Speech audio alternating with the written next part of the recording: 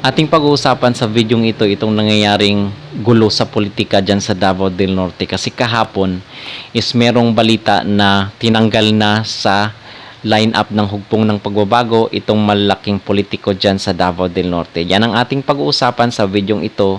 Mga kapolitika, huwag kalimutan kayo ay mag-like at mag-subscribe muna dito sa ating YouTube channel para kayo ay updated sa isyu ng bansa at isyu ng lipunan. So kahapon is April 15 is merong balita na tinanggal na sa line-up or sa partido ng hugpong ng pagbabago itong malaking politiko. So ito yung mga politiko na kung saan is tinanggal dito sa partido nila Vice President Sara Duterte, itong hugpong ng pagbabago. So ang tinanggal is itong si Vice Governor Oyo Oy, itong acting governor dyan sa Davao del Norte, kasi nga pinasuspend itong si Hubahib. Pero ang sabi niya is hindi siya bababa sa pwesto. Itong si Vice Governor Tyrone Oy, itong dyan sa Davao de Oro. Itong si Tagum City Mayor Ray T. Oy at itong si First District Representative ng Davao de Oro na si Maricar Zamora.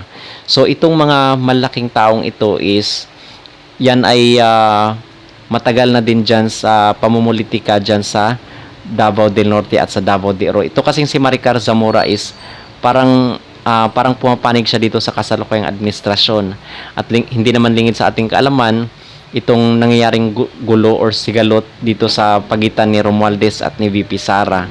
So ito kasing mga politiko, yung nabanggit ko kanina, itong apat na politiko is mga kaalyado yan ngayon ng kasalukuyang administrasyon at ni Romualdez. Okay, so kung merong mga pinapautos si Romualdez sa kanya, isumusunod sila at talagang magkadikit sila. So ito yung parang conflict of interest nila sa partido ni Vice President Sara Duterte, kasi itong hugpong ng pagbabago, kung inyong matatandaan, is binuo po ito nung time ng tatay ni Vice President Sara Duterte na si former President Rodrigo Roa Duterte. So nabuo yung hugpong ng pagbabago para nga magkaroon naman ng mga matinong politiko dyan sa Davao Region. Kasi yung Davao del Norte is isa lang po yan sa mga probinsya dyan sa Davao Region. Yung Davao del Norte, Davao de Oro, Davao Oriental, Davao del Sur, Davao City, at yung Davao City, dyan sila former President Rodrigo Roa Duterte. Pero yung Davao del Norte is kalapit na probinsya yan. Okay, outside Davao City na po yan. So, tinanggal yung apat na malaking politiko dyan at ang sabi doon is dahil daw doon sa recent political turmoil na nangyari dyan, kasi di ba pinasuspend yung si Hubahib, kasi itong si Lagdamio is inutusan umano ng DILG, kasi gusto ni Lagdamio kasi is magkaroon sila ng bailiwick or balwarte dyan sa Davao del Norte, just in case meron sa kailang partido, merong partido dito sa kasalukuyang administrasyon na tatakbo at magkakaroon silang balwarte or puwersa dyan sa Davao del Norte, which is malabong mangyari yun. Bakit? Kasi itong si Lagdameo is matutulad din ang kapalaran nitong mga kasamahan niya, itong sila Oyo Oy, itong sila Ray T. Oy, itong sila Zamora at yung Tyrone Oy, yung mga clan ng Oy dyan sa Davao del Norte. Hindi malabong mangyayari din yung kapalaran nila. Katulad dito kay Lagdameo, kasi hindi na nga siya nanalo, di ba, sa pagka-congressman or even governor, kasi napakatagal nilang naging political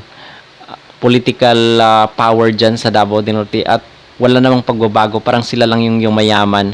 At meron nga akong nakita doon na, kasi taga doon din ako, at nakita ko na nung mga project pala na pinapatayo nitong Lagdameo na ito, kasi meron niyang plantasyon ng saging dyan sa Davao del Norte.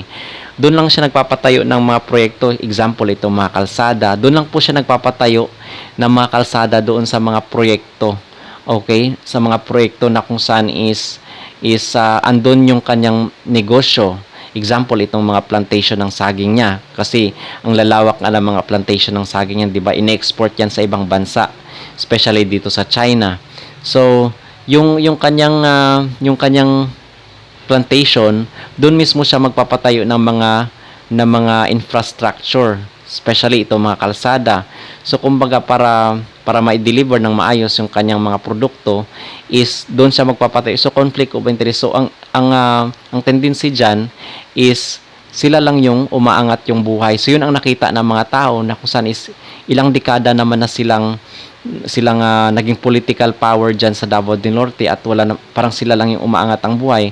So hindi na siya manalo after nung nagising yung mga tao dyan. At last meron silang binoto na merong magandang track record at maganda yung pamumuno sa probinsya dyan. So itong si Lagdameo, kahit na mahina, hindi na siya nanalo dyan sa Davao del Norte, is gusto pa rin niya na makabalik sa politika at magkaroon ng balwarte itong kanyang amo dyan sa Davao del Norte, which is imposibleng mangyari yon. At nakakasiguro tayo na hindi na talaga mananalo itong mga tinanggal ng hugpong ng pagbago, kasi napakasolid itong Davao del Norte kay former President Rodrigo Roa Duterte at mai-impluwensyahan niya yung mga tao na wag bumoto doon sa kanilang hindi mga kaalyado. Okay, so yun po ang tendency dyan na mangyayari. Sana na lang is naging neutral na lang itong mga politikong ito instead na pumanig pa sila kumiling sa isang partido. Kasi itong mga Duterte ngayon is mainit sa kasalukuyang administrasyon. At sana ay kilalanin nila yung mga totoong politiko talaga na sumusuporta sa kanila. Okay? At atin rin palang napag-alaman mga kapolitiyan na kung saan ito umanong mga dating gawi ng mga masamang loob dyan sa Tagum City is bumabalik na naman. Halimbawa yung issue ng droga, yung issue ng corruption. Okay? Instead daw na, kasi sinabi doon, sinawalat ni Pantaleon Alvarez yung mga akusasyon niya dito sa kasalukuyang mayor. Kasi itong mayor is natalo na ito dati. Nanalo siya nung mga nakalipas na taon, how many years ago, is naging mayor na itong Inchik dito sa Tagum City, pero natalo siya noong ni Alan Rillion. At ngayon 2022 is ano na naman siya, parang sinakyan niya yung malaking political party, which is yung partido nila Bongbong Marcos at nila VP Inday Sara. So sumakay siya doon, kaya nanalo siya noong nakalipas na eleksyon. So bumalik na naman itong Inchik na mayor dyan sa Tagum City. At ang sabi doon ni Pantaleon Alvarez is bumabalik na naman yung dating gawin ng mga masamang loob, example itong droga.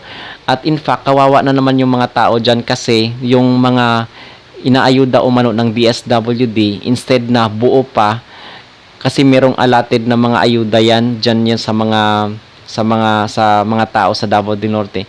Instead na buo pa yung amount na dapat is ma-receive ng mga tao, is kinakaltasan po nila at napupunta doon sa mga ilang tao at kasabwat yung mga nasa posisyon.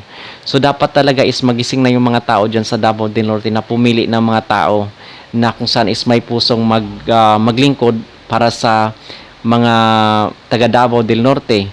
Okay? At sana naman is matuto na sila na wag nang ibalik yung mga dating may record, even though sasali sila sa partido, kasi yan ang naging kalakaran sa Pilipinas, especially kung may malakas na partido, doon sila umaanib.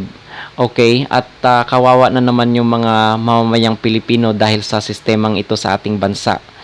At ito pa lang si Ray Tioy, kasi sana is binuto na lang nila yung naging manok dati ni Alan Rillion. Yung Alan Rillion is mabuti yung pamamalakad doon. Sana yun na lang ang binoto nila, kaso sila ay pumanig po nga po dito kay Leni Robredo na partido. Pero itong lamang, itong nanalo na mayor diyan sa Davao del Norte is konti lang po yung lamang niya nung nakaraang eleksyon. Okay? So yan lamang ang update natin dito sa nangyayaring political turmoil dyan sa Davao del Norte. Mga kapolitika, huwag kalimutang mag-like at mag-subscribe muna kayo dito sa ating YouTube channel para i-update ko kayo sa mga sunod na mangyayari dyan, kasi aabangan din natin. Okay? So maraming salamat at don't forget to